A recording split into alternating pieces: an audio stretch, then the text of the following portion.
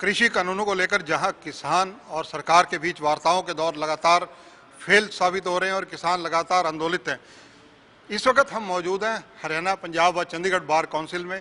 Bar council के जो president हैं वो हमारे साथ मौजूद हैं और कई एडवोकेट्स मौजूद हैं। इनसे चर्चा करेंगे क्योंकि बार काउंसिल इस मामले में कहीं ना कहीं गंभीरता दिखा रही है और कुछ बातचीत इनकी तरफ से की जा रही है। क्या है इनका दृष्टिकोण, इस मामले में पूछेंगे।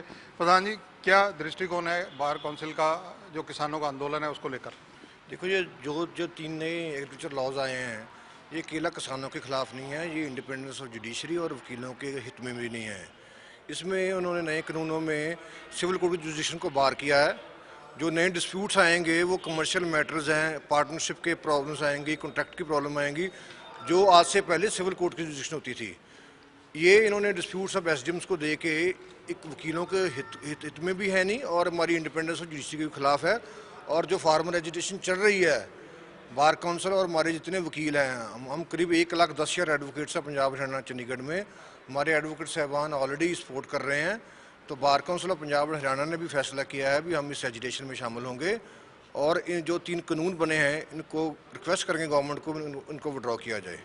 आप किसानों को समर्थन कर रहे हैं, इन कानूनों का विरोध कर रहे हैं, किस प्रकार से आपका विरोध का नज़रिया क्या रहेगा? क्या आपकी जो कोर्ट्स हैं उनमें स्ट्राइक रहेगी, क्योंकि कोरोना के दौरान वैसे ही आजकल कामकाज का भी कम है? देखो, पिछले 2 महीने से हमारे पंजाब के जो एडवोकेट्स हैं, वेरियस बार एसोसिएशंस हैं, वो डिस्ट्रिक्ट लेवल में ऑलरेडी एजुटेशन कर रही हैं, वहाँ धरने भी चल रहे हैं। हमारी बार एसोसिएशंस ने ऑलरेडी मेमोरेंडम दिए हैं डिप्टी कमिश्नर को। आज हम बार काउंसिल की तरफ से जो 8 तारीख को भारत बंद की कॉल की है वो सपोर्ट कर रहे हैं।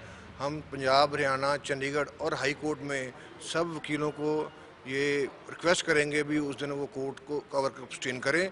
इसके अलावा मैं बार काउंसिल ऑफ इंडिया के चेयरमैन और वेरियस स्टेट बार काउंसिल के चेयरमैन को भी लिख रहा हूँ भी उस दिन 8 तारीख को देश शुड बी कंप्लीट भारत बंद। और हम करीब 17-18 लाख एडवोकेट्स हैं इंडिया में, वो सारे 8 तारीख को in favour of farmer courts का काम बंद करेंगे 8 तारीख को। प्रधान जी, जिस प्रकार से अब क्योंकि बार काउंसिल हरियाणा, पंजाब और चंडीगढ़ ने समर्थन किया है इन सब बातों का, तो इसको लेकर क्या सरकार पर दबाव बढ़ेगा? बिल्कुल जी, बढ़ना चाहिए। बार काउंसिल एक स्टैट्यूटरी बॉडी है। पंजाब, हरियाणा, चंडीगढ़ में 1,10,000 के करीब एडवोकेट्स हैं। बार काउंसिल और एडवोकेट्स की ड्यूटी होती है कॉमन मैन का राइट्स प्रोटेक्ट करनी, उनको जस्टिस दिलाना। जब गवर्नमेंट नहीं सुन रही तो हमें ये स्टेप लेना पड़ रहा है। फार्मर्स की सपोर्ट करेंगे, हम पैरेलल एजुटेशन चलाएंगे, क्योंकि मैंने जैसे पहले बोला भी ये जो नए 3 कानून बने हैं ये लोगों के हित में नहीं है, हमारे वकीलों के हित में भी नहीं है। और जो जुडिशरी की इंडिपेंडेंस है, जो हमारी कॉन्स्टिट्यूशन का एक मेन इंटेग्रल पार्ट है, उसको भी ये चैलेंज कर रहा है। कमल जी, कोरोना का काल फरवरी से लगभग शुरू है। इस दौरान वकीलों ने काफ़ी ज़्यादा एक तरह से कहा जाए संघर्ष का दौर देखा है, क्योंकि कामकाज ठप, सारी व्यवस्था ठप। इस दौरान बार काउंसिल की भूमिका क्या रही वकीलों को सहयोग करने में? देखो, ये हमारा जो 2020 ईयर है ये बड़ा मुश्किल वाला था। मार्च से लॉकडाउन चल रहा है, कोर्ट्स भी बंद थी। अब वर्चुअल कोर्ट्स और फिजिकल कोर्ट्स पार्शली चल रही हैं। वकीलों को फाइनेंशियली बड़ा लॉस हुआ है। हमने बार काउंसिल की तरफ से करीबन 1-1.5 करोड़ रुपया एज अ फाइनेंशियल असिस्टेंस वकीलों को दी है। इसके अलावा जो एडवोकेट्स किसी को कोरोना पॉजिटिव है उनको भी हम मेडिकल एड दे रहे हैं।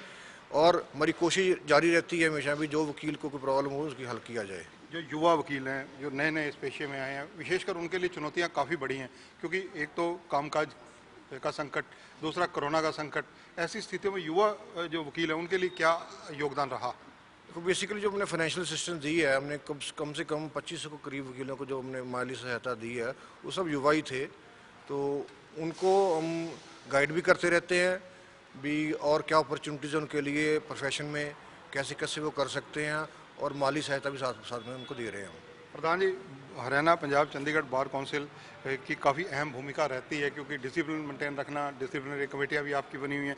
ऐसे दौर के अंदर, चुनौतियों के दौर के अंदर, क्या आपकी सारी डिसिप्लिनरी कमेटियाँ और वर्किंग स्मूथ चलती रही या उनमें भी ब्रेक लगी? देखो जी, मार्च में लॉकडाउन हुआ था, 3 महीने तो हमारा भी काम सारा ठप रहा है।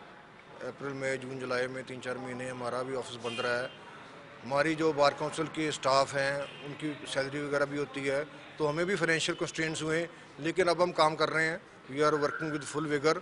और जो हमारी डिसिप्लिनरी कमेटीज़ हैं, हमारे मेंबर बार काउंसिल है, मेरे साथ गरेवाल साहब खड़े हैं, वी आर एक्टिवली वर्किंग।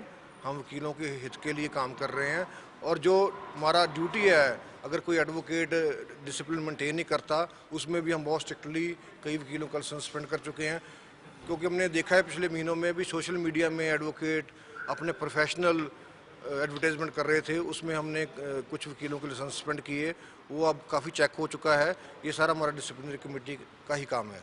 कमल जी, अगर आपसे जानकारी अपने दर्शकों के लिए लेना चाहेंगे कि इस वक्त हरियाणा, पंजाब और चंडीगढ़ में कुल कितने एडवोकेट्स हैं जो आपके बैनर के नीचे हैं? देखो, हमारे पास करीबन 1,10,000 के ऊपर एडवोकेट्स हैं जो हमारे पास एनरोल्ड हैं, और हमारी डेली इनरोलमेंट चल रही है। हमारा जो पिछला लास्ट मंथ ऑफ नवंबर था, इसमें रिजल्ट आउट हुए थे सारे लॉ कॉलेजेस के, और हमने एक महीने में ही अराउंड 1000 एडवोकेट्स को इनरोल किया है। सो हमारी स्ट्रेंथ अब 1,10,000 से ऊपर हो चुकी है। तो ये है कमलजीत जी, बार काउंसिल हरियाणा, पंजाब, चंडीगढ़ के प्रेसिडेंट हैं। इनका कहना है कि इसका असर सीधा वकीलों पर भी पड़ा है। किसानों के जो 3 अध्यादेश कानून हैं, अब इनको लेकर कहीं ना कहीं ये लोग भी पूरी तरह से भारत बंद का समर्थन करते नजर आ रहे हैं। कैमरामैन सुनील के साथ चंद्रशेखर धरनी, पंजाब केसरी टीवी, चंडीगढ़।